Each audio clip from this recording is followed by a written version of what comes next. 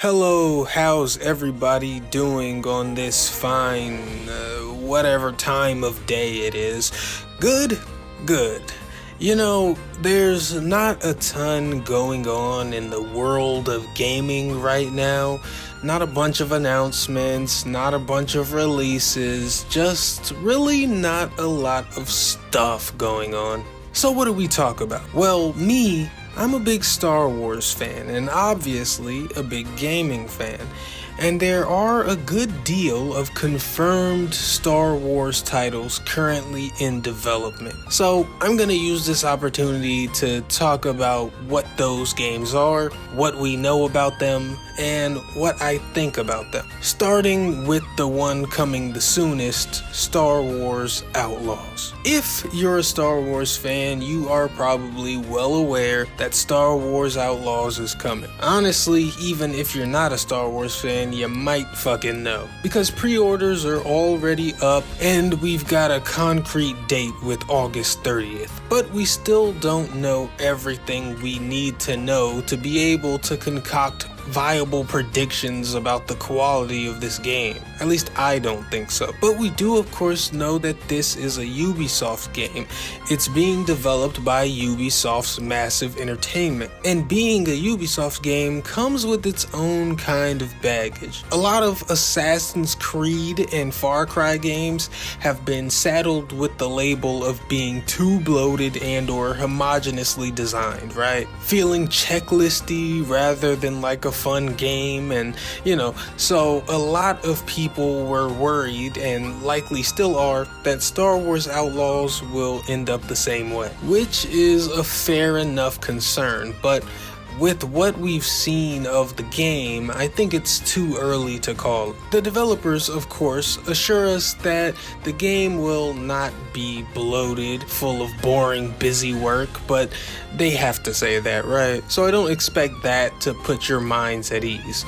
I also don't think the developer being Massive Entertainment eases people's minds either. Not that Massive is bad or anything, they just don't make you feel like satisfaction is guaranteed. For reference, Massive made both The Division 1 and 2, as well as last year's Avatar Frontiers of Pandora, a game that no one played because the popularity of the Avatar franchise is a facade. But that's an entirely different issue. Let's get back to what we've seen from Outlaws, because it isn't much. The first time we saw the game, it was gameplay, but it was a very controlled and scripted set-piece E3 showcase kind of interaction, so we can't really draw game flow conclusions from that. Then when we saw the game again with the release date and the pre-orders up, it was in a story trailer. So really no further gameplay to try and pick apart. And that's all we've seen of Star Wars Outlaws. And it's not enough for me to feel confident in any predictions about what the quality of the game will be like at launch. I will say it's enough to have me excited though,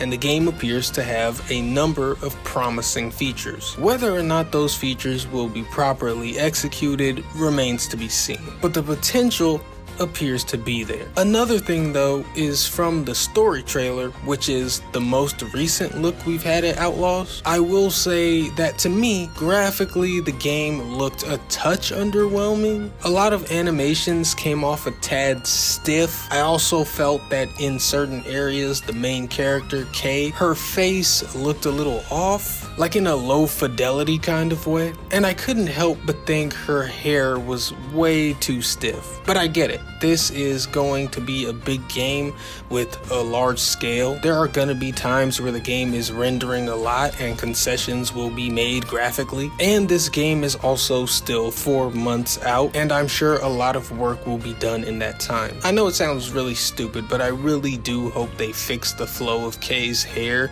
and allow it to be a little more loose and natural looking, because she is our main character. We are going to be seeing a lot of her, and so I think if nothing else, everything in regard to her should be as pristine as possible. But yeah, there you have it, Star Wars Outlaws. It's coming, it's on the way, we're almost there, and I'm excited. Let's now talk about a Star Wars game that way less people are probably aware of: Star Wars Hunters. I'm willing to bet that even the people who saw this one forgot about it because you likely never saw it again. But it is still coming. Star Wars Hunters is an upcoming hero-based arena shooter, so kind of like Overwatch Star Wars. And this game was announced back in 2021, 3 years ago, with very little publicity since. But it is scheduled for release this year. So I know I said we'd be getting Outlaws first, but who knows?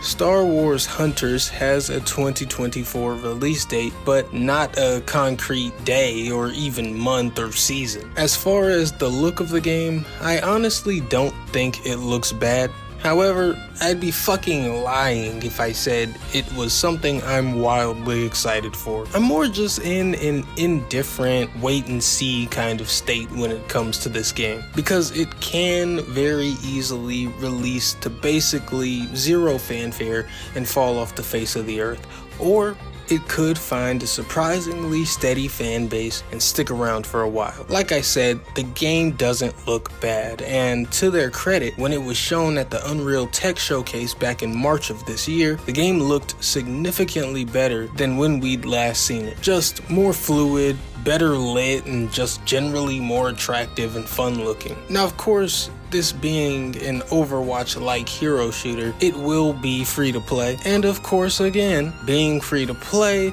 and just being a hero shooter at all, honestly, will summon the disdain of the gaming enthusiasts. This is something I believe Hunters is attempting to sidestep by only releasing on Nintendo Switch and mobile. Mobile obviously being iOS and Android. This is a sidestep attempt, I feel, because those two player bases, Switch and mobile, they are separate from the gaming enthusiast group that complains about things like cosmetic monetization. Mobile players and Switch players don't really give a shit about all that stuff that quote-unquote real gamers love to concern themselves with. It's a far more casual audience on Switch and mobile. It's a less savvy audience, and it's an audience who just wants to have some fun. Very different from both the PC and higher end console audiences. So you avoid a lot of negative publicity by not presenting your game to people that you already know hate it. Sounds obvious when you say it like that, but you'd be surprised. I think this is a pretty smart move because early negative publicity can really bury a game like this. It could be their intention to eventually bring Hunters to PlayStation, PC, and Xbox, but the plan could be to find their footing with a stable casual base first, before attempting to win over the jaded and angry true gamers. Again, I think that's actually a good plan. Regardless though of if that plan is true or not, while I'm not insanely excited for this game, I do plan on trying it out when it releases. It also helps that I'm not really a big cosmetic complainer. If I don't find the price is fair, I just don't buy it. I know, crazy, right? It's just this weird little quirky thing I do, I don't know. Anyway, yeah, be on the lookout for Star Wars Hunters, coming your way at some point this year, allegedly. Any fucking who, let's move on to an entirely different Star Wars game that you forgot about. And this one is arguably more forgotten than even Hunters. I am talking about Star Wars Eclipse. This is a narrative adventure game from Quantic Dream. Quantic Dream is the dev studio best known for Detroit Become Human and Heavy Rain, both games being cinematic narrative adventure games, where there is far less direct action for you to control compared to other games, and your participation is mostly decision making, with those decisions greatly affecting the outcome of the story. All of Quantic Dream's notable games are in this style, and so we assume Star Wars Eclipse will be similar.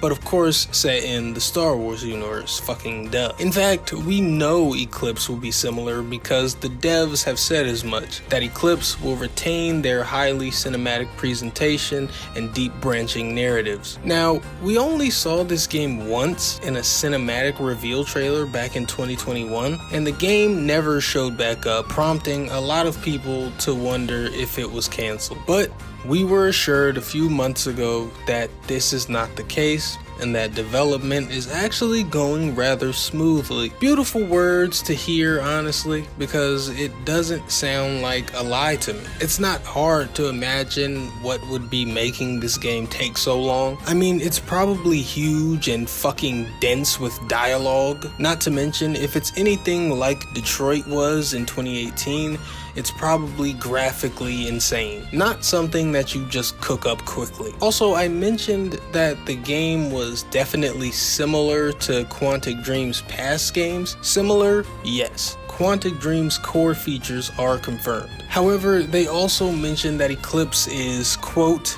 like nothing they've ever done. And I don't think they were referring to the lore-rich universe of Star Wars. I believe they meant in terms of gameplay systems, because this game will likely feature more action and direct gameplay than anything Quantic has ever done before. So that new undertaking probably also adds to the development time. I personally think that a Star Wars Quantic Dream game sounds really fucking cool. And alongside all these other Star Wars games like Jedi Survivor and Outlaws, I wouldn't care if the game had a bunch of action gameplay or not. But I don't know how receptive other Star Wars fans would be of a lack of action. My biggest question is about the approach to canon versus non-canon in a branching narrative story. Do you just go full non-canon to be safe? Or do you pick a canon critical path with all the alternate major decisions basically being what ifs? I think personally I would prefer the latter,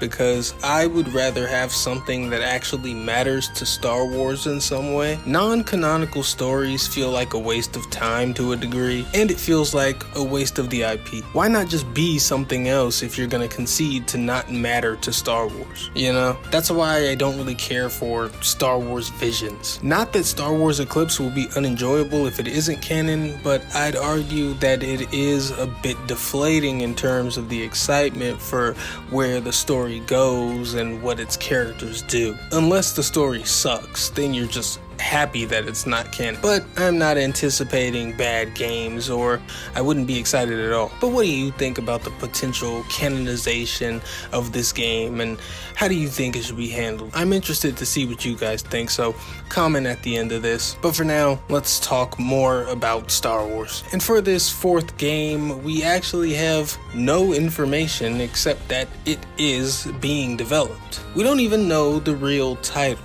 but Star Wars Jedi 3 is coming. The third game after Jedi Fallen Order and Survivor is in development at Respawn. So we have a bit of a better idea of what to expect with this one more than any of the other games, because we've played the two preceding titles. And I'm a big fan of this series. I thought the first game was great and the second game was absolutely fucking phenomenal. So I can't wait to see where it goes in terms of both its gameplay and its story. We know that in Jedi 3, Cal's saga will come to an end.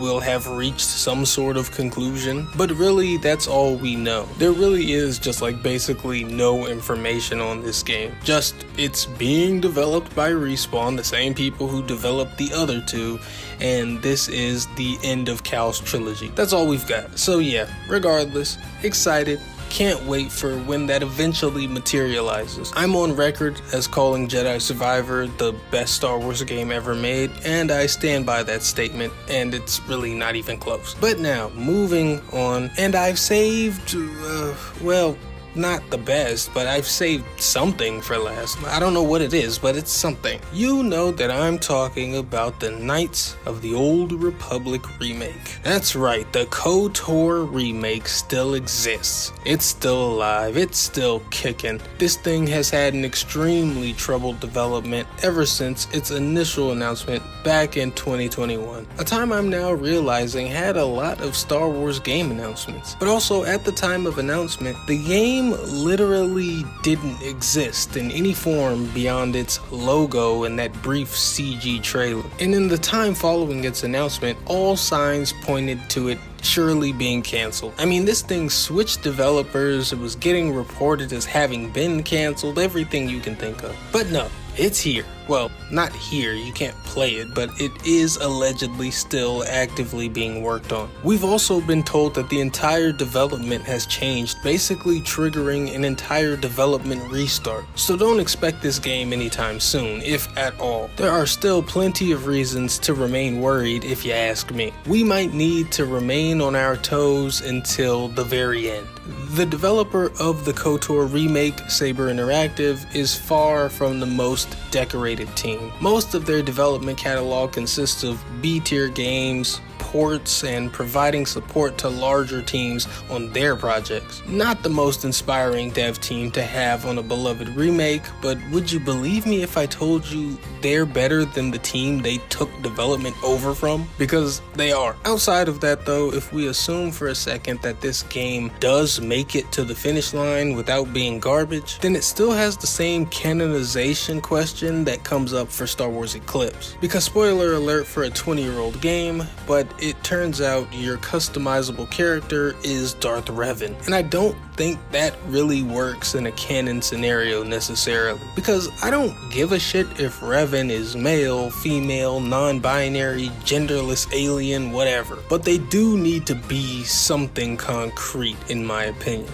I know before Revan was decanonized he was canonically made male, but in current canon, Revan is nothing. And of course, there's a ton of stuff beyond just Revan to consider recanonizing, recontextualizing, rewriting, or cutting entirely. It's just a lot. Another reason why Saber Interactive may not be up to the task. This will be a tall order for seemingly more capable hands, so in the hands of Saber, I'm just not sure. But alright, there it is. 5 upcoming Star Wars games to look forward to. I'm sure there are more that we aren't even privy to right now, but this is what we know. Let me know down in the comments which ones you're excited for, which game you're most excited for, and even which ones you're worried about. I'd love to read it. Thanks for watching this video though, and if you enjoyed, please consider liking and or subscribing. I appreciate it. But even if you don't, thanks for watching, and until next time, I am Waifu Belector. I am just a normal guy. I like hentai, and I like Star Wars. Duh. Goodbye.